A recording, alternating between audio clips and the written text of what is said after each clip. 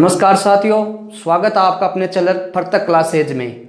आज हम पढ़ेंगे परमाणु संरचना के बारे में। इससे पहले हमने पढ़ा था आवेश के बारे में, गुरुत्वाकर्षण नियम के बारे में, विद्युत धारा के बारे में, वोल्टेज के बारे में, और आज हम शानदार टॉपिक के बारे में पढ़ेंगे परमाणु संरचना क्या है।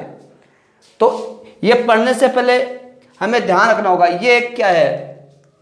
यह परमाणु संरचना है, इसके अंदर एक नाभिक होता है। ये क्या है, इसके मध्य भाग में एक नाभिक है, और नाभिक में कौन अवस्थित होता है? प्रोटॉन और न्यूट्रॉन। नाभिक के अंदर प्रोटॉन और न्यूट्रॉन अवस्थित होते हैं, जबकि इसके चारों तरफ दीर्घवृत्ताकार कक्षा में इलेक्ट्रॉन्स गति करते हैं। इसके चारों तरफ दीर्घवृत्ताकार कक्षा में इलेक्ट्रॉन्स गति करते हैं। तो हमने अभी तक पढ़ा है कि परमाणु की नाभिक में कौन अवस्थित होता है? प्रोटॉन और न्यूट्रॉन अवस्थित होता है, जबकि इसके चारों तरफ दीर्घवृत्ताकार कक्षा में इलेक्ट्रॉन्स गति करते हैं। तो साथियों, हमें यह ध्यान रखना होगा कि इलेक्ट्रॉन होते हैं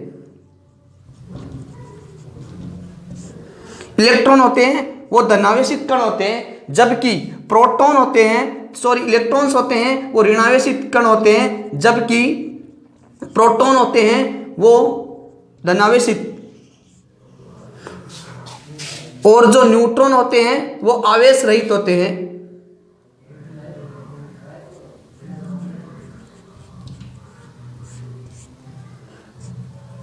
न्यूट्रॉन होते हैं वो आवेश रहित होते हैं। तो हमने अभी तक देखा है कि परमाणु संरचना के बारे में। तो परमाणु संरचना में एक नाभिक होते हैं, नाभिक के अंदर प्रोटॉन और न्यूट्रॉन विद्यमान होते हैं, और इसके चारों तरफ दीर्घवृत्ताकार कक्षा में इलेक्ट्रॉन्स गति करते हैं। इसके बाद हम पढ़ेंगे कि इस परमाणु संरचना के इसकी कक्षा के बारे में। इलेक्ट्रॉन्स किसमें गति करते हैं? इलेक्ट्रॉन्स इसकी कक्षा में गति करते हैं। इसके कक्षा के चारों तरफ जो इलेक्ट्रॉन्स होते हैं वो परमाणु की जो कक्षा होती है इसके चारों तरफ गति करते हैं। तो इसकी कक्षा इस प्रकार से होती है, K, L, M और N, ये इसकी कक्षा होती है। और साथ ही हमें एक बात ध्यान रखना होगा कि किसी भी परमाणु में अधिकतम इलेक्ट्रॉन्स की जो संख्या होती है वो 2n² होती है। किसी भी परमाणु में, तो हमें यह ध्यान रखना होगा, परमाणु में अधिकतम इलेक्ट्रॉन्स की संख्या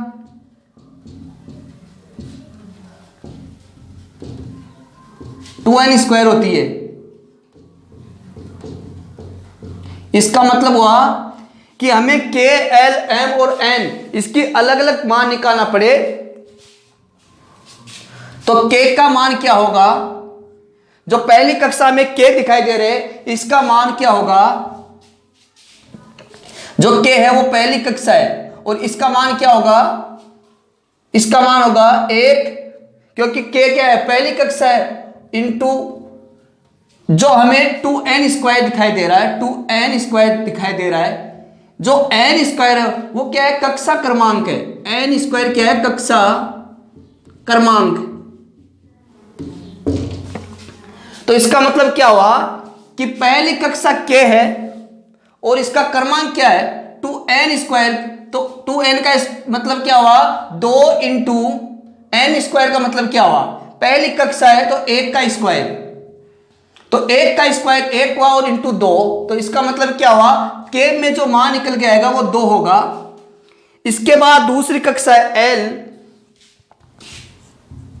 ये दूसरी कक्षा है, तो इसका मान निकल के आएगा 2 इंटू, तो 2n कक्षा क्रमांक क्या है? 2 है, तो 2 का स्क्वायर होगा। तो इसका मतलब क्या हुआ? 2 का स्क्वायर 4 हुआ, इंटू 2, इसका मतलब क्या हुआ? इसका जो मान होगा, जो L का मान होगा वो 8 होगा। इसके बाद हम तीसरी कक्षा की बात करेंगे, K, L, M और N। तो तीसरे नंबर की बात करेंगे वो होगा M की जहां तक हम बात करें वो तीसरी कक्षा। तो इसका मतलब क्या हुआ? 2n² का मतलब क्या हुआ? जो 2 है, और कक्षा क्रमांक कौन सा है? 3, तो 3 का स्क्वायर होगा। तो इसका मतलब क्या हुआ?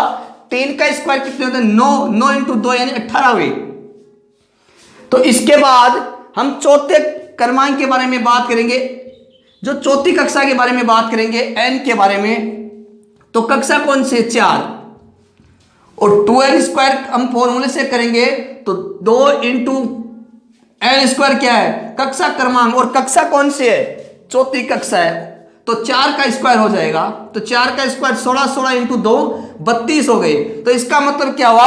हमें परमाणु की कक्षा के बारे में पढ़ा है। तो परमाणु की जो कक्षा है उसमें K, L, M और N, ये 4 कक्षाएं होती है। और इनका जो मान है, K का जो मान है वो 2 होगा, L का मान है वो 8 होगा, M का मान है वो 18 होगा और N का मान है वो 32 होगा। किस प्रकार से हुआ? हमने देखा है परमाणु में अधिकतम जो इलेक्ट्रॉन होते हैं उसकी संख्या 2n² होगा। इसके द्वारा हम देखेंगे कि 2 क्या है? 2 इसमें मान रखा गया और n² इसमें कक्षा क्रमांक है। तो इसके द्वारा हम मान निकाल के लेकर आएंगे। अब इसके बाद हम पढ़ेंगे कि इलेक्ट्रॉन्स, प्रोटॉन्स और न्यूट्रॉन्स, इनके बारे में पढ़ेंगे, इनकी खोज के बारे में पढ़ेंगे, इनके आवेश के बारे में पढ़ेंगे, इनके द्रव्यमान के बारे में पढ़ेंगे। तो सबसे पहले हम पढ़ेंगे इलेक्ट्रॉन के बारे में।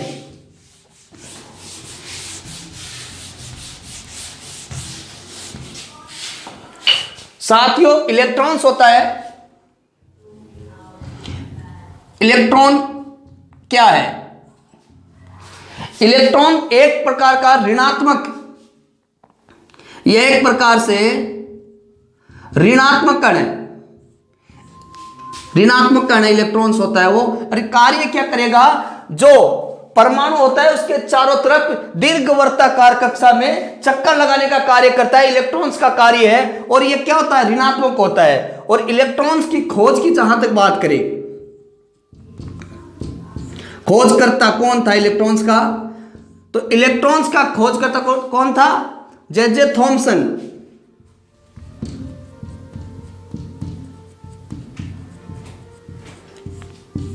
इलेक्ट्रॉन्स का जो खोज करता था वो जे थॉमसन था। और इलेक्ट्रॉन्स के आवेश की जहां तक बात करें, इलेक्ट्रॉन में कितना आवेश होता है और इलेक्ट्रॉन में कितना, इलेक्ट्रॉन का जो भार है वो कितना होता है? तो इलेक्ट्रॉन्स में जो आवेश होता है, इलेक्ट्रॉन का जो आवेश होता है वो 1.6 इंटू 10⁻⁻19 कूलम होता है। इसके बाद इलेक्ट्रॉन के आवेश के बारे में हमने देख लिया। इसके बाद हम देखेंगे इलेक्ट्रॉन पर भार कितना होता है। इलेक्ट्रॉन पर भार कितना होता है? इलेक्ट्रॉन्स का द्रव्यमान कितना होता है? इलेक्ट्रॉन का द्रव्यमान, तो इलेक्ट्रॉन्स का द्रव्यमान या भार मान लीजिए इसे 9.1 इंटू 10⁻31।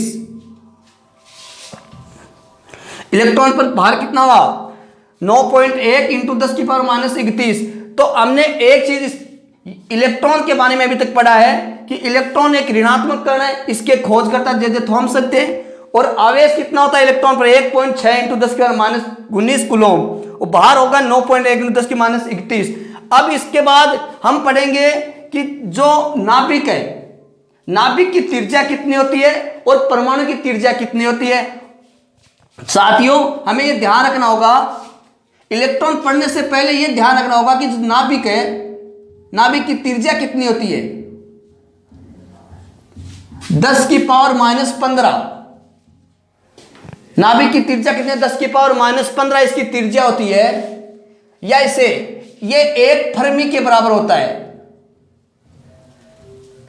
यह 1 फर्मी के बराबर होता है। नाभिक की त्रिज्या 10⁻15 होती है, जो 1 फर्मी के बराबर। जबकि परमाणु की जो त्रिज्या होती है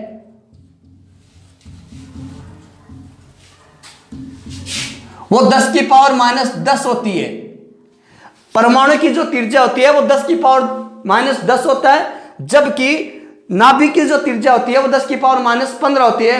क्योंकि परमाणु होता है उसमें नाभिक होती है, नाभिक का मान या नाभिक परमाणु में छोटा होता है, तो इसका मान होगा 10⁻15 में। और परमाणु है वो नाभिक से बड़ा है, इसलिए इसका मान 10⁻10 होगा। अब हमने इलेक्ट्रॉन के बारे में पढ़ लिया, प्रोटॉन की खोजकर्ता के बारे में पढ़ेंगे, इसके बाद न्यूट्रॉन के खोजकर्ता के बारे में पढ़ेंगे।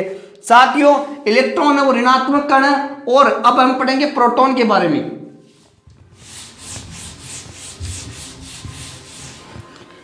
अब हम पढ़ेंगे प्रोटॉन के बारे में। प्रोटॉन क्या है?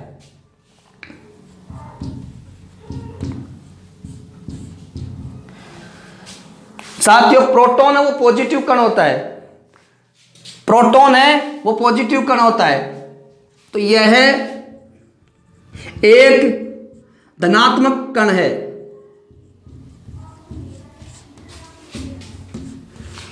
यह परमाणु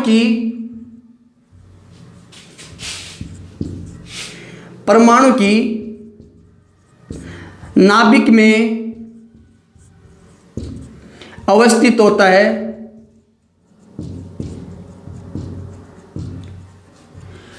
साथियों, प्रोटॉन की खोज किसने की?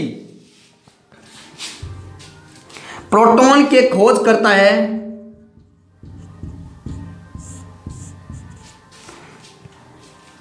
प्रोटॉन की खोज गोल्डस्टीन ने की थी।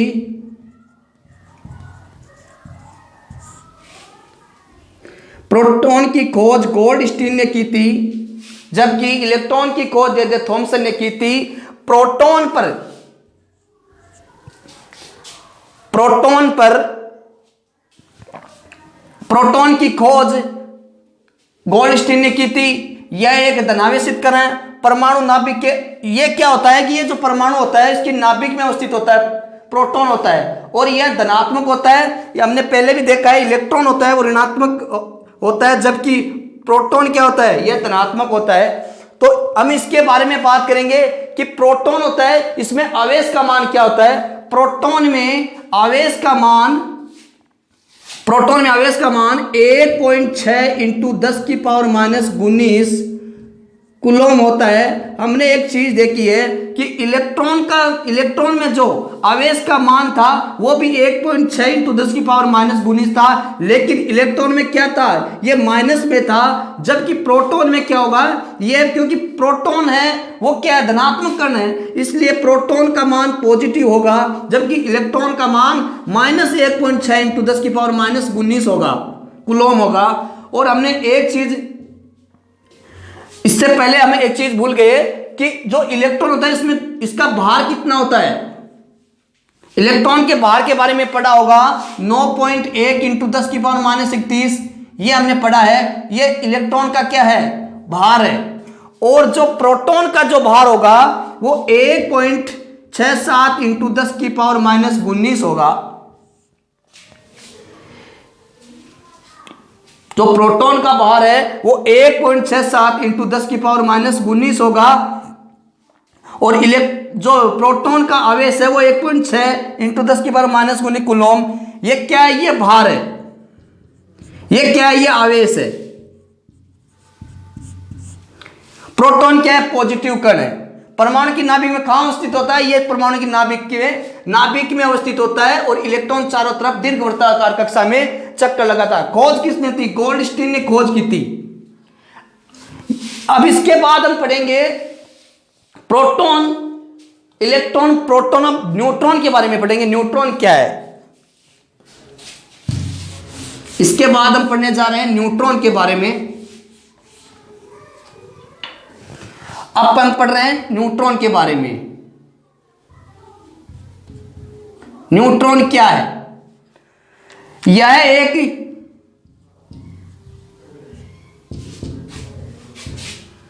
यह भी परमाणु के नाभिक में अवस्थित होता है।